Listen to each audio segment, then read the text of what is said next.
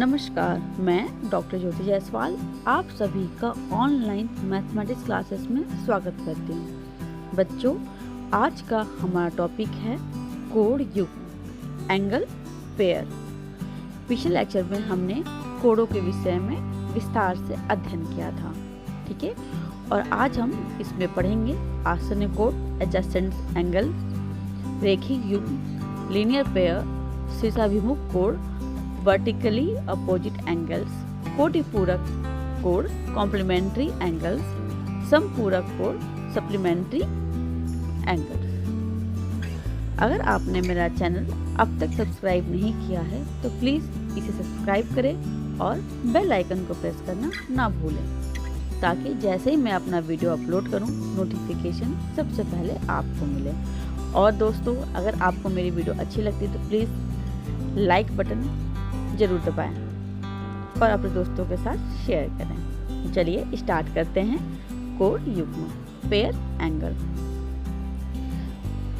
आपको स्क्रीन पे एंगल्स दिख रहे होंगे, कोण दिख रहे हैं, ठीक है बच्चों। यहाँ पे 4 प्रकार के हमने कोण बनाए हैं, जिसको एक नाम लेते हैं चित्र को, इस चित्र को 2, इस चित्र को 3 और इस चित्र को 4, ठीक है।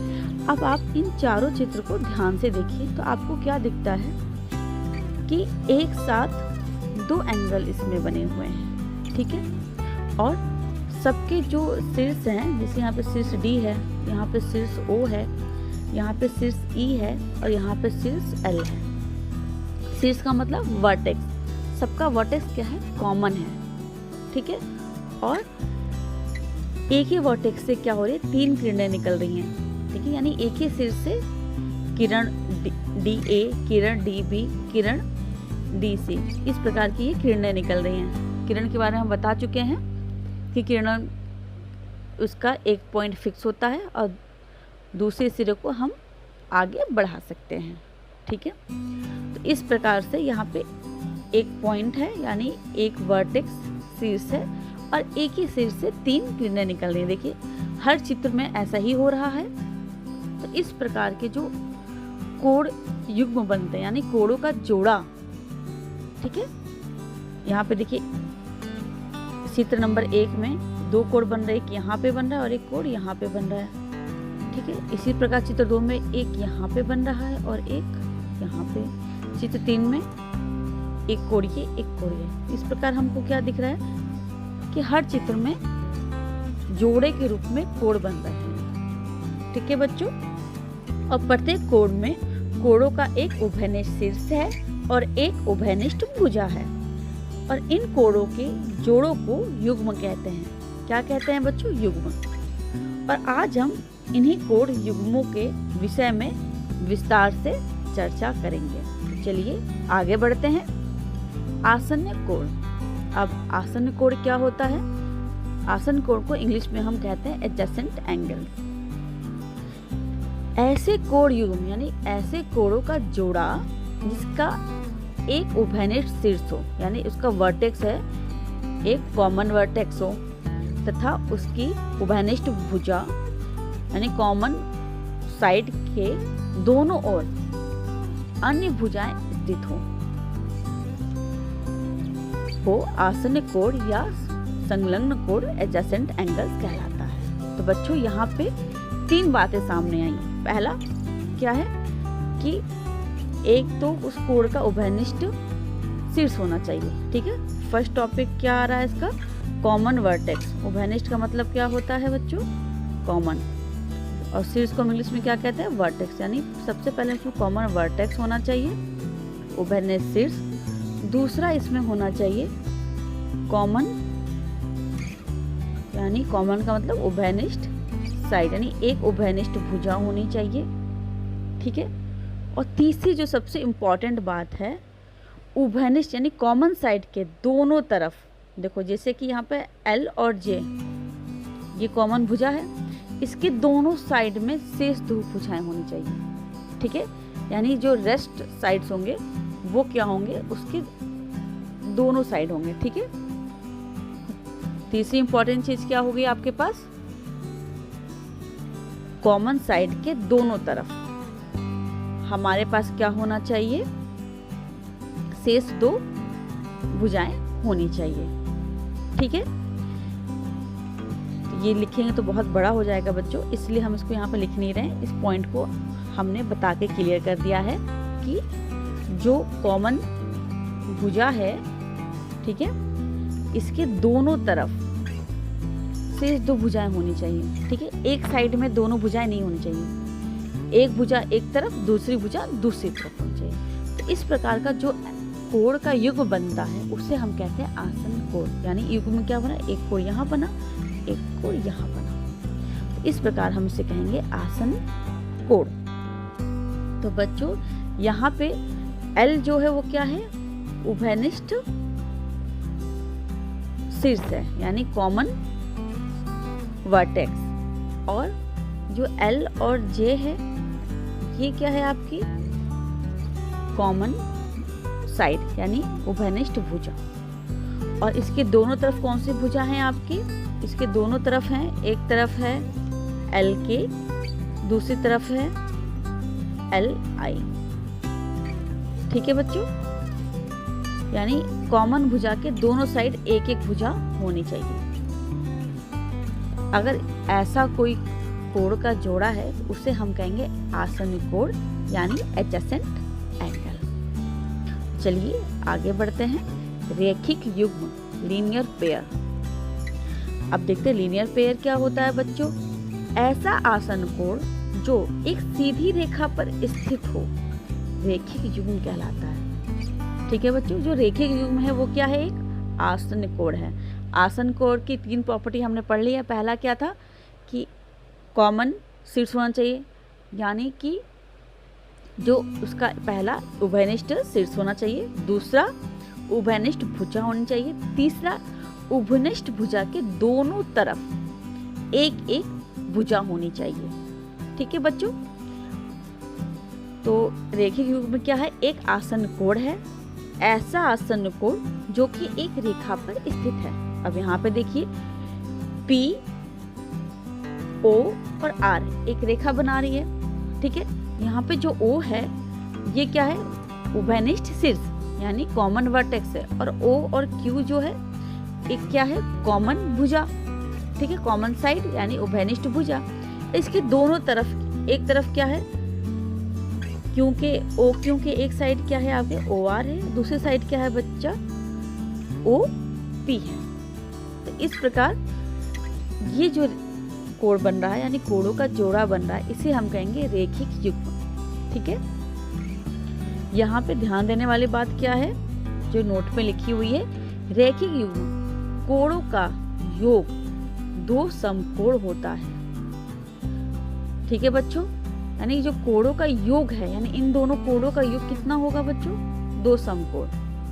ठीक है, तो एक समकोण में कितने अंश का कोण होता है, एक समकोण में होता है 90 डिग्री 90 अंश का। तो 2 समकोण में कितना का हो जाएगा, तो या तो 2 से गुणा कर दीजिए या फिर 90 90 2 बार जोड़ दीजिए, कितना हो जाएगा 180 डिग्री। और एक रेखा पे कितने अंश का कोण बनता है, 180 डिग्री, यानी ये टोटल जो होगा 180 डिग्री का होगा। ठीक है, तो रेखिक युग्म कोणों का योग 2 समकोण होता है, और ये 2 समकोण किसके बराबर है, 180 के बराबर है। ठीक है बच्चों, चलिए आगे बढ़ते हैं। शीर्षाभिमुख कोण वर्टिकली अपोजिट एंगल्स। चलिए इसमें देखते हैं, जब 2 रेखाएं एक दूसरे को प्रतिच्छेदित करती हों, प्रतिच्छेदित करने का मतलब हम बता चुके हैं आपको पहले कि काटना। ठीक है, जब 2 रेखाएं एक दूसरे को काटती हों तब इनमें बने 2 कोणों को जिनमें कोई भुजा उभयनिष्ठ ना हो शीर्षाभिमुख कोण कहते हैं। अब यहाँ देखिए बच्चों, यहाँ पे कितने कोण बन रहे हैं, अगर ध्यान से देखें तो एक कोण तो ये बन रहा है 1, दूसरा कोण कहाँ बन रहा है, यहाँ बन रहा है 2, तीसरा कोण यहाँ बन रहा है 3, चौथा कोण कहाँ बन रहा है, ये बन रहा है 4। इसमें 4 कोण बन रहे हैं टोटल। ठीक है, इसमें उभयनिष्ठ शीर्ष क्या है, O। ठीक है, यहाँ पे जो O है वो क्या है, उभयनिष्ठ शीर्ष है। परिभाषा क्या कह रही है कि जब 2 रेखा एक दूसरे को काटती हैं तो यहाँ पे जो रेखा AD और सी भी एक दूसरे को क्या कर रही है, कट कर रही हैं, काट रही हैं। किस बिंदु पे काट रही है, बिंदु ओ पे, ठीक है। तो तब इनमें बने दो कोण, तो इनमें कोई ऐसा दो कोण छांटना है हमें जो कि जिसमें कोई भुजा उभयनिष्ठ ना हो, ठीक है बच्चों। अब यहाँ देखिए 1 और 3 को देखिए, 1 और 3 एक दूसरे के बिल्कुल अपोजिट हैं, ठीक है, और इनमें कोई भी भुजा उभयनिष्ठ नहीं है।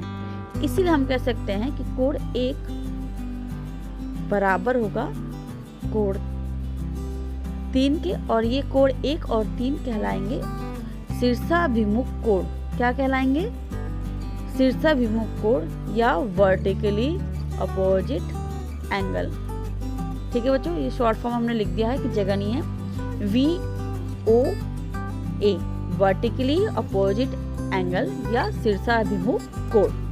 इसी प्रकार नेमिंग जो कोण 2 और 4 होंगे ये भी एक दूसरे का क्या है, वर्टिकली अपोजिट एंगल है, ठीक है बच्चों।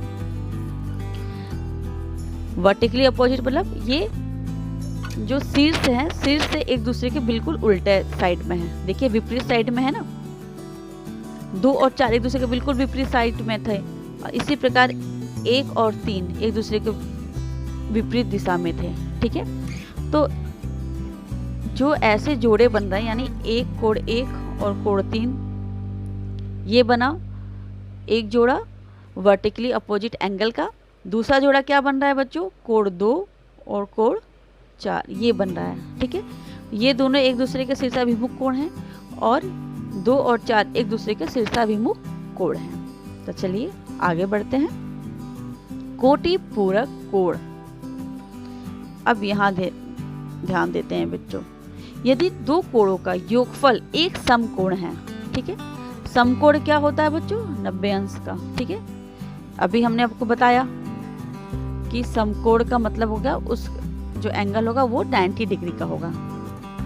तो एक दूसरे का कोटि पूरक कोण कहते हैं, या कोटि पूरक को हम क्या कह सकते हैं, पूरक कोण। इंग्लिश में हम कहेंगे कॉम्प्लीमेंट्री एंगल्स।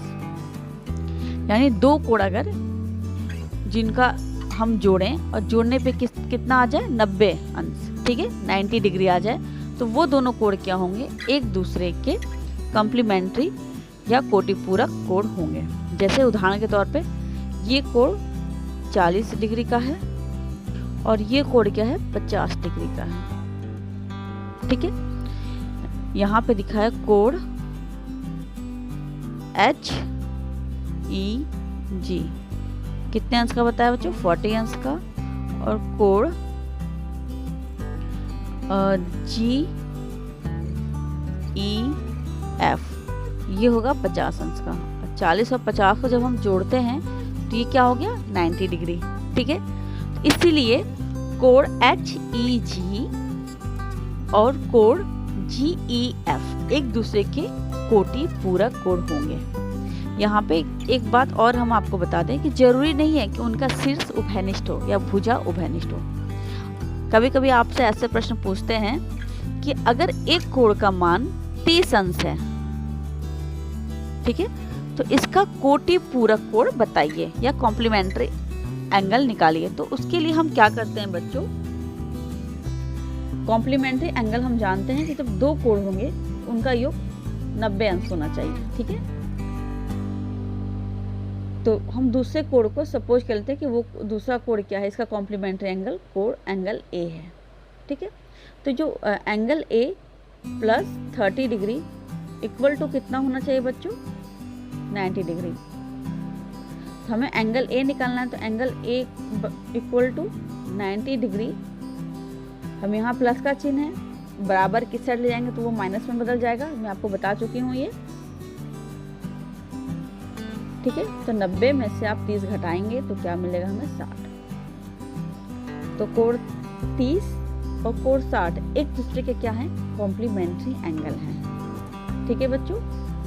इसको हम इस प्रकार भी शो कर सकते हैं कि अगर ये एंगल 30 है, तो बहुत साफ एंगल नहीं बन पा रहा है मुझसे, 30 है, और दूसरा ही कोई एंगल है यहाँ पे हम ड्रॉ करते हैं जो कि 60 के है, ये दोनों कोण एक दूसरे के कोटि पूरक होंगे। कोटि पूरक में जरूरी नहीं है कि सिर्फ जो इसका वर्टेक्स है वो कॉमन हो, जो इसकी एक भुजा है यानी जो इसकी एक साइड है वो कॉमन हो। ठीक है, ये मेजर होता है इन दोनों एंगल का जो वैल्यू है वो अगर प्लस होने पर 90 डिग्री हो जाएगा तो हम कहेंगे वो एक दूसरे के कोटि पूरक हैं, कॉम्प्लीमेंट्री एंगल है। यदि 90 अंश नहीं होता है उनका योग तो वो एक दूसरे के कोटि पूरक नहीं होंगे। ठीक है बच्चों, आगे बढ़ते हैं। समपूरक कोण, सप्लीमेंट्री एंगल। यदि दो कोणों का योगफल 180 अंश हो तो ऐसे कोणों को एक दूसरे का समपूरक कोण कहते हैं। उदाहरण के तौर पे हमने लिया है यहाँ पे कि एक एंगल है, ठीक है, ABC जिसका मान कितना है 40, और दूसरा एंगल है एंगल ABD। ABD इसका मान कितना है बच्चों 140। अब इन दोनों को प्लस करेंगे तो इनका योग कितना होता है 140, 40 प्लस 140। ठीक है, 40 में 140 डिग्री जोड़ते हैं तो ये हो जाएगा 180 अंश। इसीलिए ये एक दूसरे के क्या होंगे बच्चों, समपूरक कोण होंगे यानी सप्लीमेंट्री एंगल। यहाँ पे भी सेम चीज़ है कि जरूरी नहीं है कि इनके पास एक कॉमन वर्टेक्स हो या एक कॉमन साइड हो। ठीक है, अगर किसी भी दो कोण का मेजर करते हैं, ठीक है, यानी इसकी माप लेते हैं हम, और जब हम उसको जोड़ते हैं यानी उनके जो माप ले लिया, जिसका मान आया उसको जोड़ा और योगफल 180 अंश आ जाता है तो हम कहेंगे वो दोनों कोण एक दूसरे के क्या हैं, समपूरक कोण हैं। जैसे उदाहरण के तौर पर अगर हम एक 30 डिग्री का एंगल बनाते हैं, ठीक है, और दूसरा एक एंगल हम 150 का बनाते हैं। ठीक है बच्चों, 150 का ऐसे एक एंगल बनाते हैं 150 का, और 30 प्लस 150 करते हैं तो ये कितना हो जाएगा 180। ये दोनों कोण भी एक दूसरे के क्या होंगे, समपूरक होंगे, जबकि इनमें कोई भी वर्टेक्स कॉमन नहीं है, ना ही कोई भुजा कॉमन है। ठीक है, समपूरक और कोटिपूरक बताने के लिए हम क्या देखते हैं कि उन दोनों कोणों का योग जो होना चाहिए वो या तो 90 अंश होना चाहिए या 180 अंश होना चाहिए। कोटिपूरक के लिए 90 अंश और समपूरक के लिए 180 अंश। ठीक है बच्चों, तो यहाँ पे देखिए 150 और 30 को जोड़ेंगे कितना हो गया 180 अंश। इसलिए ये दोनों कोण एक दूसरे के क्या होंगे, समपूरक कहलाएंगे। तो चलिए अभ्यास प्रश्न कर लेते हैं कुछ। निम्नलिखित प्रश्नों के उत्तर दीजिए। क्या दो अधिक कोण समपूरक कोण हो सकते हैं? अब तो बच्चों अधिक कोण क्या होता है? अधिक कोण क्या है बच्चों? ये मैंने आपको अपने पिछले वीडियो में बताया है। ठीक है, मैंने आपको 7 प्रकार के कोणों के विषय में बताया, उसमें से एक अधिक कोण है। अधिक कोण का जो मान होता है वो क्या होता है, 90 अंश से अधिक और 180 अंश से कम होता है।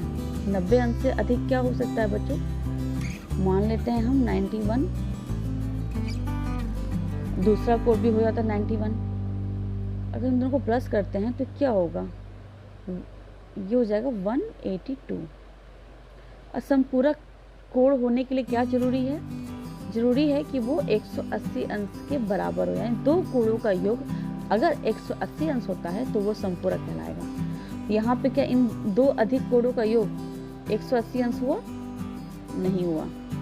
इसीलिए दो अधिक कोण का योग 180 अंश नहीं होता है, तो दो अधिक कोण समपूरक कोण यानी कॉम्प्लीमेंट्री एंगल नहीं हो सकते हैं। ठीक है बच्चों, और दूसरा प्रश्न है, क्या दो समकोण समपूरक कोण हो सकते हैं? चलिए, एक समकोण का मान कितना होता है बच्चों? एक समकोण का मान होता है 90 अंश। ठीक है, दो समकोण का मान कितना हो जाएगा, 2 बार जोड़ दीजिए इसको, हो जाएगा 180 अंश। दो समकोण एक दूसरे के समपूरक कोण हो सकते हैं। क्यों? क्योंकि जब हमने दो समकोण को जोड़ा तो कितना आया, 180 अंश। ठीक है, इसीलिए ये दोनों एक दूसरे को क्या हो सकते हैं, समपूरक कोण हो सकते हैं, यानी कॉम्प्लीमेंट्री एंगल हो सकते हैं। तीसरे प्रश्न की तरफ चलते हैं। क्या दो न्यून कोण रेखीय युग्म बना सकते हैं? न्यून कोण की परिभाषा, अगर आपने मेरा पिछला वीडियो नहीं देखा है तो प्लीज जाएं और उसे जरूर देखें, और इस वीडियो में मैं उसका लिंक आपको दे दूंगी। ठीक है बच्चों, तो दो न्यून कोण क्या होता है? 0 अंश से बड़ा। ठीक है, न्यून कोण के हमने बताया था, न्यून कोण जो होता है वो किससे बड़ा होता है? 0 अंश से। किससे छोटा होता है? 90 डिग्री से। 90 डिग्री से छोटा क्या हो गया? सबसे छोटा देखेंगे तो 1 अंश होगा, और बड़ा न्यून कोण देखेंगे तो 89। ठीक है, अब 89 डिग्री का एक न्यून कोण हो गया, दूसरा कोण भी 89 डिग्री का हो गया। क्यों? क्योंकि 90 अंश से छोटा 89 डिग्री। ठीक है, जब हम इन दोनों को जोड़ेंगे तो क्या होता है बच्चों? जोड़िए, ये आ जाएगा 178 डिग्री। तो क्या 178 180 के बराबर है? नहीं है। ठीक है, और रेखीय युग्म बनाने के लिए हम जानते हैं कि दो कोण जो होते हैं वो एक रेखा में स्थित होने चाहिए, और एक रेखा पे 180 अंश का कोण बनता है। ठीक है, तो यहाँ पे 180 अंश का कोण नहीं बन रहा है, इसीलिए हम कह सकते हैं कि दो न्यून कोण रैखिक युग्म नहीं बनाते। ठीक है बच्चों, चलिए आगे बढ़ते हैं। निम्नलिखित चित्रों में कोण ए की गणना कीजिए। कोण ए बच्चों ये है। ठीक है, कोण ए यहाँ पे, कोण ए की गणना करना है। चलिए पहले चित्र पर चलते हैं। यहाँ पे देखिए कि ये जो है angle P A P O R का मान क्या दिया है बच्चों? A degree. ठीक है, कोण ए दिया हुआ है, और ये प्रश्न अधूरा है बच्चों। यहाँ पे ये होगा, ये 30 डिग्री का है, इसको मैं पूरा कर दूं पहले। ठीक है, और यहाँ पे जो जे पॉइंट है KJN, यहाँ पे ये दिया है आपको 40 डिग्री का। ठीक है, ये आपको दिया हुआ है, तब आपको गणना करना है कोण ए का। ठीक है, चलिए फिर से देखते हैं हम लोग। यहाँ पे ये छूट गया है, ये 30 डिग्री का है, और ये इस साइड वाला कोण है, ये है आपको 40 डिग्री का। अब हमें एंगल ए और ए डिग्री और ये इन दोनों एंगल ए का पता करना है। ठीक है बच्चों, पहले आते चित्र 1 में। अगर दिया है आपके पास क्या है कि एंगल POQ कितना है? 30 डिग्री। दूसरा क्या दिया हुआ है आपको कि एंगल POR, ये क्या दिया? A, और हमें A की वैल्यू निकालनी है। ठीक है, यहाँ देखिए ये क्या बना रहा है आपको? ये फिगर, ये एक रेखिक युग्म बना रहा है। ठीक है, रेखिक युग्म का जो योग होता है वो क्या होता है? दो समकोण के बराबर होता है। दो समकोण का मतलब 180, यानी जब इन दोनों कोणों को जोड़ेंगे तो क्या होना चाहिए? 180 अंश। ठीक है बच्चों, तो हम यहाँ पे क्या करेंगे? कोण POQ प्लस कोण POR बराबर करेंगे 30 प्लस A। कितना बड़ा होना चाहिए बच्चों? 180। ठीक है, ये 180 होना चाहिए। अब A की वैल्यू निकालने के लिए हम क्या करेंगे? 180 में से 30 को माइनस कर देंगे, कितना आ जाएगा यहाँ पे? 150। तो यहाँ पे जो कोण A का मान आएगा ये आएगा 150। यहाँ पे स्पेस नहीं है, बाकी आप 180 में से 30 माइनस करेंगे तो कितना आ जाएगा आपके पास? 150। ठीक है, अब आते हैं प्रश्न 2 पे। यहाँ पे दिया है आपके पास एंगल MJN कितने का है? 40 डिग्री का। हम जानते हैं वर्टिकली अपोजिट एंगल, तो हम इसमें चारों एंगल की गणना कर सकते हैं। ठीक है बच्चों, कैसे? ये 40 का है तो वर्टिकली अपोजिट एंगल ये भी 40 का होगा। ठीक है, अब हम चाहें तो हम इस रेखा को देखें सिंपली। ठीक है। एल एन, इस रेखा देखो ये बिल्कुल सीधी रेखा पे जा रहा है और इस पे ये एम, ये जे एम जो बन रहा है ये क्या बना रहा है आपके पास, एक रेखिक युग्म बना रहा है। फिर से वही हो गया कि ये है तो मतलब कि ये 40 डिग्री है, एक की वैल्यू में पता करनी है तो कोण एल जे एम का मान कितना दिया ए, और जब ये एक रैखिक युग्म बना रहा है तो हम क्या जानते हैं कि रैखिक युग्म का जो योग होता है वो 180 अंश के बराबर होता है। ठीक है, तो जब हम ऐसे करते हैं कोण एम जे एन प्लस कोण जे एल जे एम लिखते हैं तो इस ये हो जाएगा 40 प्लस ए कितने बराबर होना चाहिए, 180 के बराबर। ठीक है बच्चों, 180 डिग्री। अब ए की वैल्यू निकालने के लिए हम क्या करेंगे, ए इक्वल टू 180 माइनस 40 कितना आ जाएगा बच्चों, 140 डिग्री। यहाँ पे जो ए का मान आएगा 140 डिग्री। ठीक है, अब चूंकि इसके वर्टिकली अपोजिट ये है, इसका मान भी आ जाएगा 140 डिग्री। इस प्रकार अगर वर्टिकली अपोजिट एंगल दिया है तो हम एक एंगल भी दिया है तो हम शेष 3 एंगल यानी शेष 3 कोणों का मान निकाल सकते हैं। ठीक है, क्योंकि एक एंगल जब दिया है तो दूसरा रैखिक युग्म से निकाल सकते हैं और इसके बाद ये इसके बराबर है। ठीक है, और ये वाला एंगल इसके बराबर है और ये वाला एंगल इसके बराबर है क्योंकि वर्टिकली अपोजिट है, शीर्ष अभिमुख कोण है। इस प्रकार देखा, अगर हमें कोणों के विषय में जानकारी है यानी अगर हमने कोणों का अध्ययन अच्छे से कर लिया है तो हम इससे रिलेटेड कोई भी क्वेश्चन बहुत ही आसानी से हल कर सकते हैं। ठीक है, और ऐसे ये क्वेश्चन जो हैं आपको वनडे एग्जाम्स में भी बहुत आते हैं, जैसे कि आप टेट का एग्जाम दे रहे हैं, सी टेट का एग्जाम दे रहे हैं, एसएससी का एग्जाम दे रहे हैं, रेलवे का एग्जाम दे रहे हैं, इसमें ये क्वेश्चन आते हैं और ये आपके लिए बहुत ही फायदेमंद चीज़ है। तो प्लीज़ इसे आप अच्छे से समझिए और अगर आपके पास कोई और प्रश्न है तो मुझे कमेंट करके बताइए, मैं उसका सॉल्यूशन आपको दूंगी। आज के लिए इतना ही, धन्यवाद।